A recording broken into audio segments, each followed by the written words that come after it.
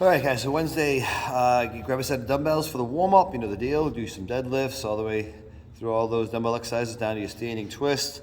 Take your time on your mobility complex, get around each end. So you work out, we're gonna circuit style, mostly 3 exercises at a station before you move on. So if you look at the kettlebell, we do 3 different exercises, dumbbell, 3 different exercises. The ropes take a little while, just 2, and then so on and so forth through all 8 sets. And that'll be it. All right.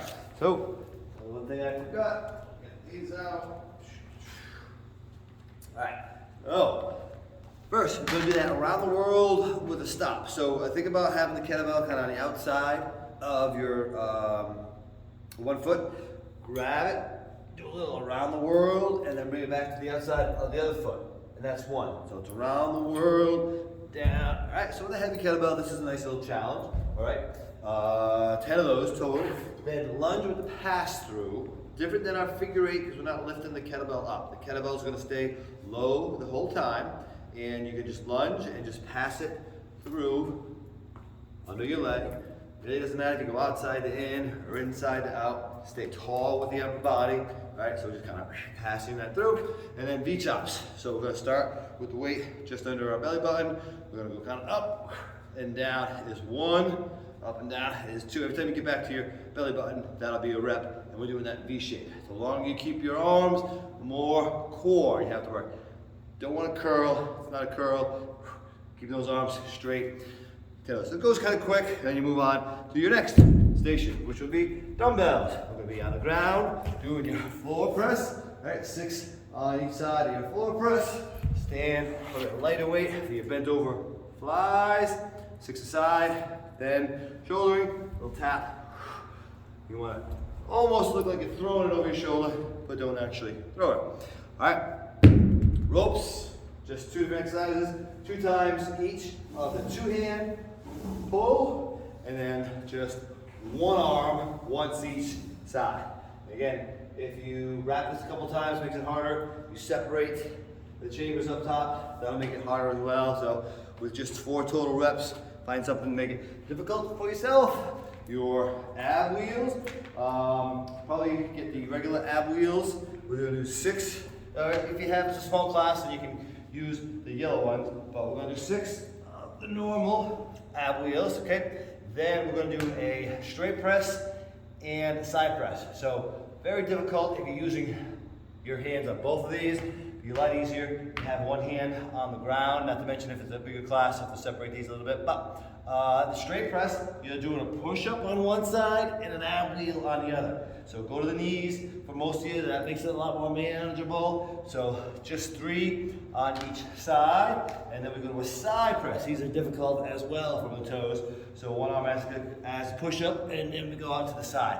So that's your goal. Modify those as need be. Anyone who's having a hard time with those, we can get a Swiss ball out and do some exercises. But 6 of the regular ab, 3 aside of the straight, 3 aside of side press.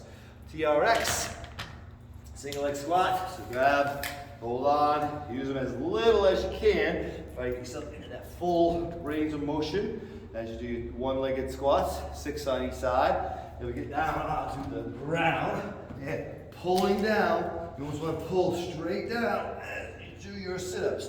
Keep those arms pretty long, pretty locked out, and what you don't want to do is pull yourself up, right? You want to press down as you do your pull, as you sit up. And then put the heels into the strap and keep the feet just about under the bar, hip lift, and hamstring curl. Okay, so 2 motions, lift, squeeze those glutes, and then curl those hamstrings, and back down again.